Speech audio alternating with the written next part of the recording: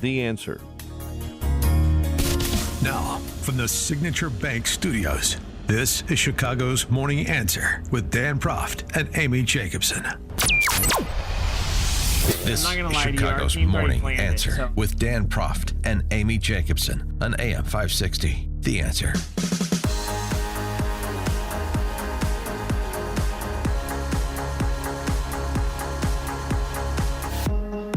Top of the morning, Dan and Amy. We used to have Tax Freedom Day in this country that was, more celebrated. Didn't Tax Foundation, Americans for Tax Reform, Grover Norquist Group, Cato Institute, it's sort of become mooted over the years a bit, hasn't it?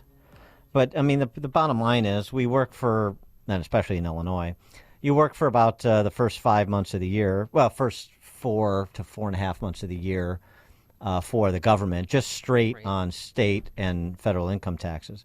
And then if you layer in regulation and the costs associated with that, then you get into midsummer in terms of your indentured servitude to federal and, in some cases, like in Illinois, state government. And the concept of tax reform, I know, of course, we had the Trump tax cuts and the SALT issue, state and local tax deductions, that issue.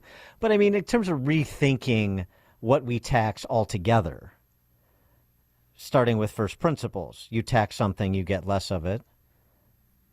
So do you want less work? Because that's what the income tax is. It's a tax on work. Do you want more work? Do you want more productivity? Do you want less productivity? It seems like an obvious question, which speaks to how strange it is that we tax work. You want more of that, but yet we tax it, and you get less of it, which is why Albert Einstein famously said the most difficult thing in the world to understand is the income tax. So there has been this proposal for a fair tax out there for some time, and maybe now is the time to revisit it. Well, certainly in a presidential election year, with things like the House and Senate hanging in the balance, now's the time for big, bold ideas, isn't it? Well, maybe. We'll see.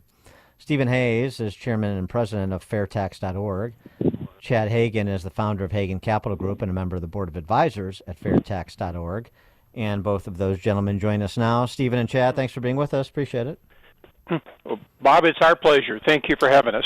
Oh, this is Dan, but My that's name's okay. Amy, but... Bob, Oh, Dan, I'm sorry. That's all right. Bob, Dan, I've been called worse. So the fair tax, it's an idea that's been around for a while. Is to paraphrase Victor Hugo, is it an idea whose time has finally come? Well, it's an idea. Its time is past due. But whether or not you can get through the bureaucracy and the elites who rely on the income tax to control people and the members of Congress to raise money, that's been our biggest issue all along. Nobody argues the points that you made in your opening, that it is a much better system. It's a system that rewards people who work. It's a system who rewards people who save. It's a system that rewards American producers and doesn't reward importers like our present system does. Economically, there's really not an argument which is better. It just comes down to the fact that many people have become so wedded to the present system for those reasons, control and money, that it's very difficult to move them. And that's why it takes people like all of us on the phone and all your listeners to start making pressure, because the one thing that they have to have is to be reelected. And that's where we really have the ability to force a change. Part of the problem is, it's just so we're talking here specifics, the fair tax is 23% national sales tax. Yes. And so, part of that, of course, is the sticker shock when somebody says, oh, my gosh, a 23% national sales tax, 23% sales tax. Oh, my gosh, I'm going to get crushed when I go to the grocery store and at the gas pump and so on and so forth. And it's just difficult. I think the challenge is always helping people connect the dots to say, well, if we scrap the income tax system and we went to this, the net is going to be tax savings for you. And that's very true, because what is left out in most of the criticism is the fact that you get your whole paycheck.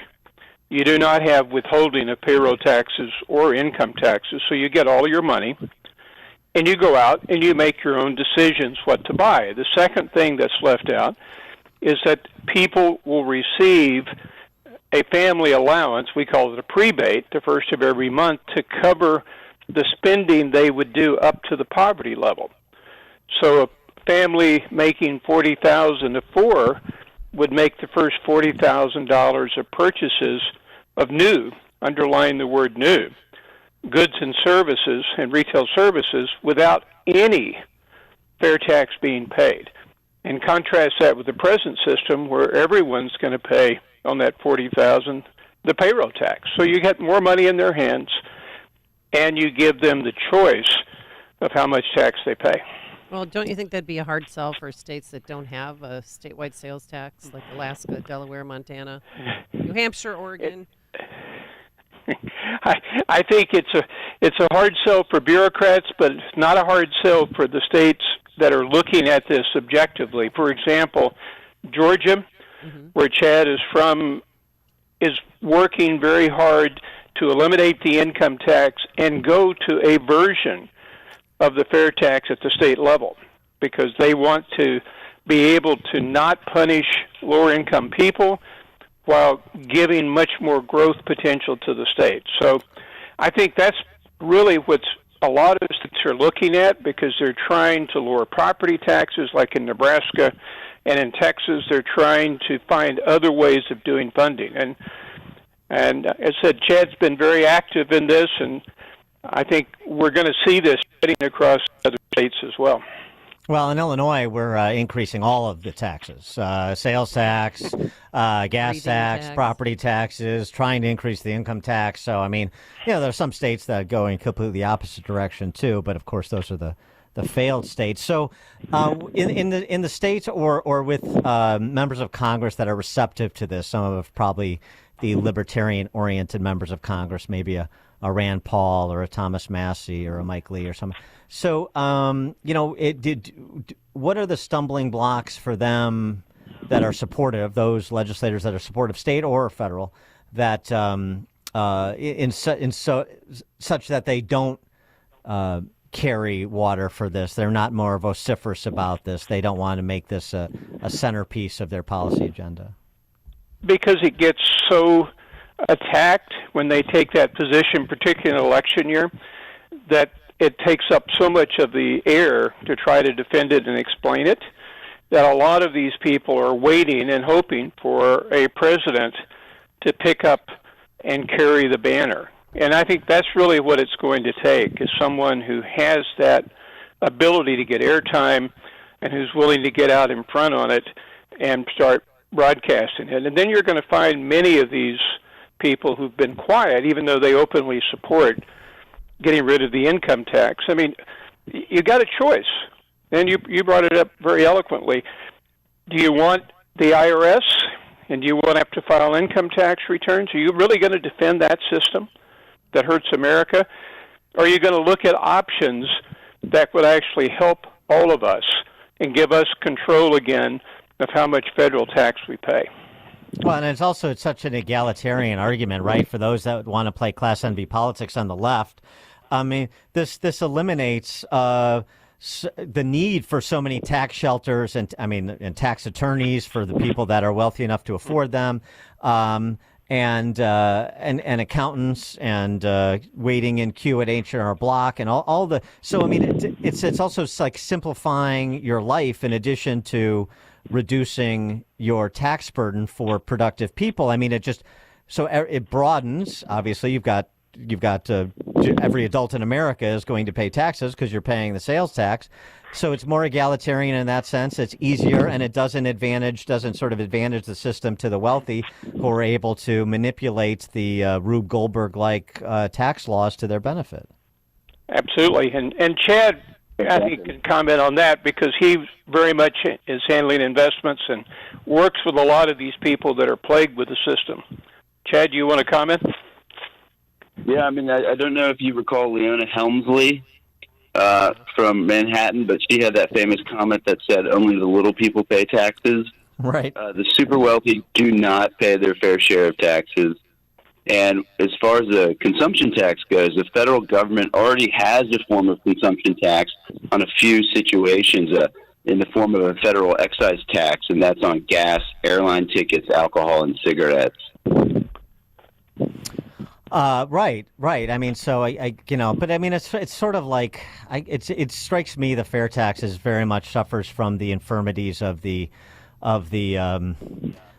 politics surrounding Social Security reform and putting it as an option for private retirement accounts. Remember how that got blown up under George W. Bush, even just the prospect of having a discussion about it, because people, I don't know. I mean, the politicians are so good at scaring people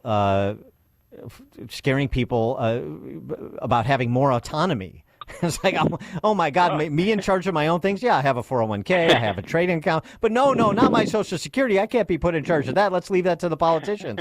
I mean, it's so strange, but I don't know. They've been able to psychologically manipulate the electorate effectively. Well, then they have. But this income tax is so confusing as is.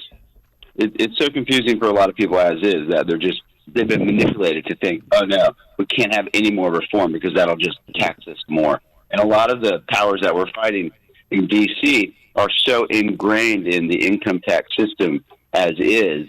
It's heavily weaponized. And so that's a lot of the uphill battle that we face, is kind of fighting those systems that are already in place to replace them with a consumption tax. Yeah, you'd almost have to have a constitutional amendment prohibiting an income tax, because, I mean, I would be concerned too. Sure, we're going to get a 23% national sales tax, and then here come the politicians back to reimpose the income tax after they've made this deal. You know, you get temporary tax relief here, and the permanent spending is going to necessitate new and exciting taxes down the road. Well, and that's true. But one thing, back to your point on Social Security, if you went to the fair tax, you would have taken away the funding problems for Social Security, because instead of relying on a very much decreasing number of workers per retiree, you're spreading it all across the country. Everybody is a consumer. Everybody is contributing to the Social Security payments. So you suddenly make Social Security and Medicare solvent going forward.